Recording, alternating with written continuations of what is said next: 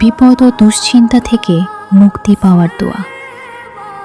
আল্লাহুম্মা ইন্নী আবদুকা ওয়া ইবনু আবদিকা ওয়া ইবনু আমাতিকা নাশিয়াতি বিয়াদিকা মাদিন ফিয়া হুকমুকা আদলুন ফিয়া কাদাউকা আসআলুকা বিকুল্লি ইসমিন হুয়ালাকা শাম্মাইতা বিহি নাফসাকা আও আনজালাতাহু ফি কিতাবিকা আও আল্লামাতাহু আহাদাম মিন খালকিকা আও ইস্তাশারাতা বিহি ফি ইলমিল গায়বি ইনদাকা আন তাজআলাল কুরআনা রাবিয়া কালবি ওয়া নূরা বাসারি ওয়া জালা হুদনি ওয়া জাহাবা হাম্মি।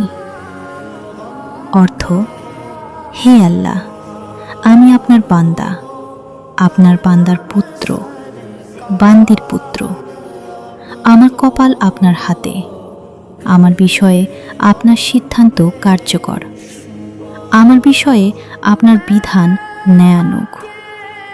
আমি আপনার নিকট প্রার্থনা করছি আপনার সকল নাম ধরে বা নামের উসিলা দিয়ে, যে নামে আপনি নিজেকে ভূষিত করেছেন, অথবা যে নাম আপনি আপনার কিতাবে নাজিল করেছেন, অথবা যে নাম আপনি আপনার কোনো সৃষ্টিকে শিখিয়েছেন, অথবা যে নাম আপনি গায়বী জ্ঞানে আপনার একান্ত নিজের কাছে রেখে দিয়েছেন।